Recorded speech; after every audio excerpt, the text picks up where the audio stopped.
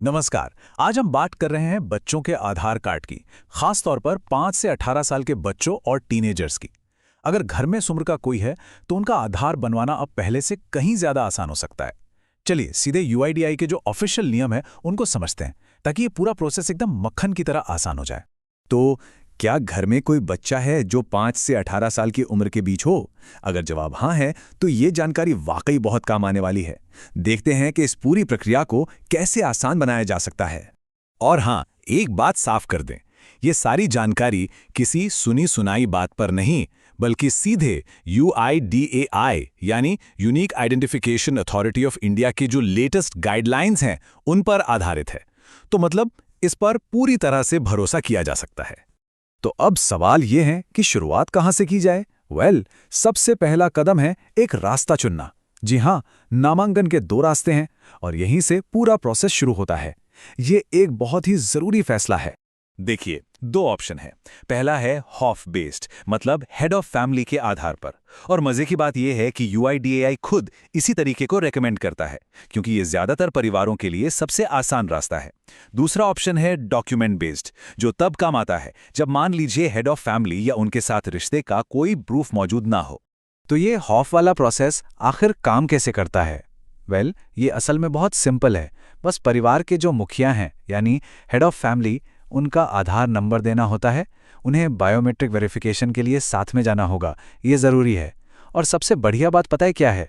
बच्चे का जो पता है वो सीधा हॉफ के आधार से अपने आप कॉपी हो जाएगा। बस एक चीज़ का ध्यान रखना होता है कि ज़्यादातर मामलों में मम्मी पापा दोनों के आधार की डिटेल्स की ज़रूरत पड़ती है। ठीक है, तो एक बार रास्ता चुन लिया, अब आता है अगला और शायद सबसे अहम पड़ाव, डॉक्यूमेंट्स इकट्ठा करना। और सच बताएं तो ज़्यादातर लोग यहीं आकर थोड़ा कंफ्यूज हो जाते हैं। इसलिए इस हिस्से को बहुत ध्यान से समझना जरूरी है। सबसे पहले बात करते हैं पीओआई की, यानी प्रूफ ऑफ आइडेंटिटी। इसका मतलब सीधा सा है, एक ऐसा डॉक्यूमेंट जिसमें बच्चे का नाम और फोटो दोनों साफ साफ मौजूद हों। फिर आता है पीओए, यानी प्रूफ ऑफ एड्रेस। जैसा नाम से ही जाहिर है, इस डॉक्यूमेंट में भारत का एक वैलिड एड्रेस होना चाहिए। यही एड्रेस आधार कार्ड पर छपकर आएगा। इसके बाद है पीओआर, मतलब प्रूफ ऑफ रिलेशनशिप। ये डॉक्यूमेंट बच्चे का रिश्ता परिवार के मुखिया के साथ साबित करता है। और अगर एचओएफ बेस्ड तरीका चुना है तो ये डॉक्यूमेंट तो बहुत ही ज्यादा जरूरी है। और आखिर में है पीआईटीबी, यानी proof of date of birth. Simple, ये बच्चे की सही जन्म तारीख को कंफर्म करता है। तो अब सवाल ये उठता है कि कौन सा डॉक्यूमेंट किस चीज के लिए चलेगा। देखिए, ये टेबल इसे एकदम क्लियर कर देती है। जैसे बर्थ सर्टिफिकेट को देखें, ये रिलेशनशिप और डेट ऑफ बर्थ तो साबित कर देगा, लेकिन पहचान या पते के प्रूफ के तौर पर काम नहीं आएगा। वहीं दूसरी तरफ पासपोर्ट को देखिए, ये तो लगभग सारे काम अकेले ही कर देता है। और बस यही बात इस स्लाइड का सबसे बड़ा हाईलाइट है। अगर बच्चे का इंडियन पासपोर्ट बना हुआ है तो समझ जाइए कि आधा काम तो वहीं खत्म हो गया। ये अकेला डॉक्यूमेंट पीओआई, पीओए, पीओआर और पीडीबी, इन चारों जरूरतों को एक साथ पूरा कर देता है। ये एक तरह का मास्टर की है जो सारे ताले खोल दे। अच्छा, अब बात करते हैं कुछ स्पेशल केसेस की। मान लीजिए कोई विदेशी नागरिक भारत में रह रहा है, तो उनके बच्चों के लिए नियम थोड़े अलग हैं और इन्हें समझना भी बहुत जरूरी है। सबसे पहला और सबसे जरूरी नियम है ये नंबर 182। इसे याद रखना है।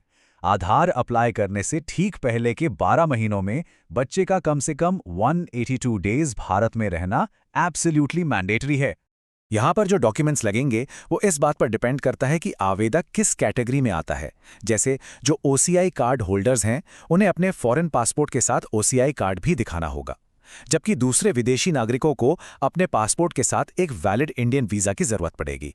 यहाँ एक और बात ध्यान देने वाली है, फॉरेन नेशनल्स के लिए जो आधार बनता है उसकी वैलिडिटी लिमिटेड होती है। जैसे ओसीआई और नेपाल भूटान के नागरिकों के लिए ये 10 साल तक वैलिड रहता है, लेकिन बाकियों के लिए इसकी वैलिडिटी उनके वीजा के एक्सपायर होने तक ही होती है। चलिए, अब जब हमने पूरा प्रोसेस समझ लिया है तो उन कॉमन मिस्टेक्स पर भी एक नज़र डालते हैं जिनसे बचना बहुत ज़रूरी है, ताकि एप्लीकेशन पहली ही बार में बिना किसी दिक्कत के अप्रूव हो जाए। देखिए, एप्लीकेशन रिजेक्ट होने के कुछ टॉप कारण हैं, जैसे डॉक्यूमेंट्स में नाम या डेट ऑफ बर्थ का मैच ना करना, या जो आइडेंटिटी प्रूफ दिया उस पर फोटो ही नहीं है। कभी कभी होएफ का बायोमेट्रिक ऑथेंटिकेशन फेल हो जाता है, यहाँ तक कि बर्थ सर्टिफिकेट में एक छोटी सी स्पेलिंग मिस्टेक भी प्रॉब्लम खड़ी कर सकती है। तो बस सबमिट करने से पहले हर चीज़ को डबल चेक करना बहुत ज़्यादा ज़रूरी है। तो चलिए पूरी बातचीत को कुछ सबसे ज़रूरी पॉइंट्स में समेट लेते हैं। ये एक तरह की फाइनल चेकलिस्ट है जिसे बिल्कुल भी नहीं भूलना है। सबसे पहली बात, 5 से 18 साल की उम्र के लिए हॉफ बेस्ड एनरोलमेंट ही सबसे अच्छा तरीका माना जाता है। दूसरी बात, इंडियन पासपोर्ट एक सुपर डॉक्यूमेंट है जो अकेले ही कई काम कर देता है। तीसरा, birth certificate, date of birth और रिलेशनशिप प्रूफ करने के लिए बहुत ज़रूरी है। और सबसे ज़रूरी पॉइंट, जितने भी डॉक्यूमेंट्स जमा कर रहे हैं उनमें सारी जानकारी, नाम, पता, डेट ऑफ बर्थ, सब कुछ बिल्कुल सेम होना चाहिए। और हाँ, विदेशी नागरिकों के लिए 182 दिन वाला नियम याद रखना है। तो अब आखिरी और सबसे अहम सवाल यही बचता है, क्या एक सफल एनरोलमेंट के लिए सारे ज़रूरी दस्तावेज अब तैयार हैं? क्योंकि याद रखिए, सही तैयारी ही इस पूरी प्रक्रिया को सफल और आसान बनाने की चाबी है।